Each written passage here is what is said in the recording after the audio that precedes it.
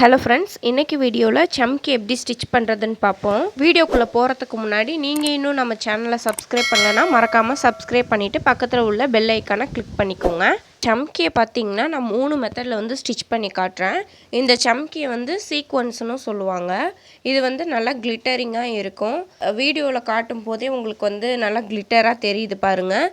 நீங்கள் வந்து ட்ரெஸ்லலாம் போட்டிங்கன்னா இன்னும் நல்லா கிளிட்டராக இருக்கும். இந்த சம்கி பார்த்திங்கன்னா நிறைய கலர்ஸ்லேயும் இருக்குது, சைஸஸ்லேயும் இருக்குது, ஷேப்ஸ்லையும் இருக்குது. இப்போ நம்ம சம்கி ஸ்டிச் பண்ணுறதுக்கு பீட்ஸ் நீடில், துளி பிராண்ட் நீடில் 23-24 உங்களுக்கு எந்த நீடில் கம்ஃபர்டபுளாக இருக்குமோ அந்த நீடில் எடுத்துக்கோங்க. மிஷின் த்ரெட்டில் எண்டில் வந்து நாட் போட்டு எடுத்துக்கோங்க. சீக்வன்ஸ் வந்து நம்ம 3 மெத்தடில் வந்து ஸ்டிச் பண்ண போகிறோம். நான் ஸ்கேல் பென்சில் வச்சு 3 லைன் வந்து மார்க் பண்ணிவிட்டு அது மேலே வந்து நான் உங்களுக்கு ஸ்டிச் பண்ணி காட்டுறேன். நான் இப்போது கோல்டு கலர் சம்கி எடுத்துக்கிறேன். இப்போ வந்து ஃபஸ்ட்டு மெத்தட் என்னன்னு பார்ப்போம். த்ரெட்டு வந்து இந்த மாதிரி தான் பிடிச்சிக்கணும். நீடில் வச்சு இந்த மாதிரி மாட்டி மாட்டி இழுக்கணும். சரிங்களா? ஃபஸ்ட்டு மெத்தட் எப்படி ஸ்டிச் பண்ணுறேன்னு பாருங்கள். கிளாத்துக்கு கீழே இருந்து த்ரெட்டை வெளியே எடுத்தக்கப்புறமா பேக்கில் ஒரு ஸ்டிச் கொடுத்துக்கிறேன். அது எதுக்காகனா நான் ஒரு லாக் பண்ணுறதுக்காக. அடியில் நீங்கள் போட்டிருக்க நாட் வந்து ஒரு வேளை பிரிஞ்சாலும் இந்த பேக் செயின் போடுறனால உங்களுக்கு மேலே வந்து தையல் கொஞ்சம் சீக்கிரம் பிரியாது. அதுக்காக இந்த மாதிரி பேக் செயின் போட்டு ஸ்டார்ட் பண்ணுங்கள். கிளாத்து கீழேருந்து த்ரெட்டை நீட்டாக வெளியே எடுத்து விட்டுருங்க. எடுத்து விட்டோன்னே நான் நீடியில் வச்சு இந்த மாதிரி சீக்வன்ஸ் வந்து தள்ளுறேன் பாருங்கள்.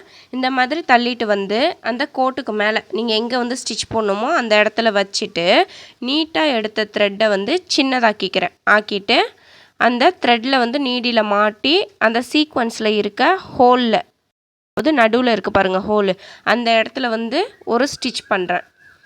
ஸ்டிச் பண்ணிவிட்டு மறுபடியும் த்ரெட்டை வெளியே எடுத்துகிட்டு அந்த சீக்வன்ஸுக்கு நடுவில் வந்து நம்ம ஃபஸ்ட்டு ஸ்டிச் பண்ணோம்.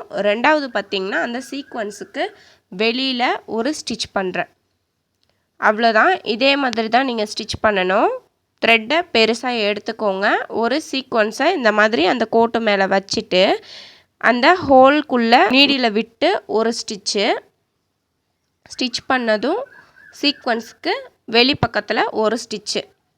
அவ்வளோதான். இதுதான் ஃபஸ்ட்டு மெத்தட் பார்த்திங்கன்னா பார்டர் ஸ்டிச்சுக்கு யூஸ் பண்ணலாம். நெக்கில் அவுட்லைனுக்கு இந்த ஸ்டிச் வந்து போடலாம். சம்கி வந்து இந்த மாதிரி லைன் மேலே ஸ்ட்ரைட்டாக வச்சு ஸ்டிச் பண்ணுங்கள். அப்போ தான் வந்து உங்களுக்கு நீட்டாக இருக்கும். கொஞ்சம் மேலே கீழே போயிட்டாலும் உங்களுக்கு ஃபினிஷிங் சரியாக இருக்காது.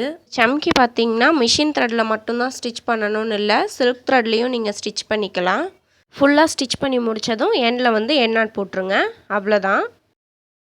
செகண்ட் மெத்தடுக்கு வந்து த்ரெட்டை வெளியே எடுத்ததும் பேக்கில் ஒரு செயின் ஒன்று போட்டுக்கிறோம். போட்டுட்டு நம்ம ஃபஸ்ட்டு மெத்தடில் வந்து நீடில் வச்சு சீக்வன்ஸை வந்து தள்ளி ஸ்டிச் பண்ணோம்.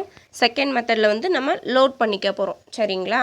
பிக்னஸ் வந்து ஒரு சம்கியாகவே நீங்கள் லோட் பண்ணி ஸ்டிச் பண்ணுங்கள்.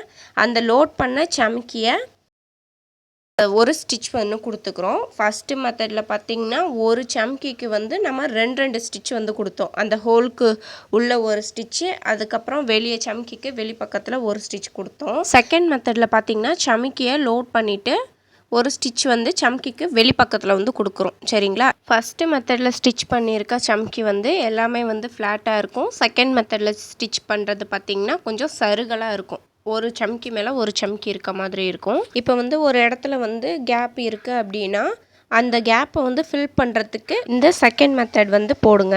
அவ்வளோதான். இதே மாதிரியே ஒரு மேலே ஒரு சம்கி இருக்க மாதிரி ஃபுல்லாக ஸ்டிச் பண்ணி எண்டில் வந்து எண்ணாட் போட்டுருங்க. வீடியோ பார்த்துட்ருக்க நீங்கள் இன்னும் நம்ம சேனலை சப்ஸ்கிரைப் பண்ணலைன்னா வீடியோ பார்த்து முடித்ததும் மறக்காமல் சப்ஸ்கிரைப் பண்ணிவிடுங்க.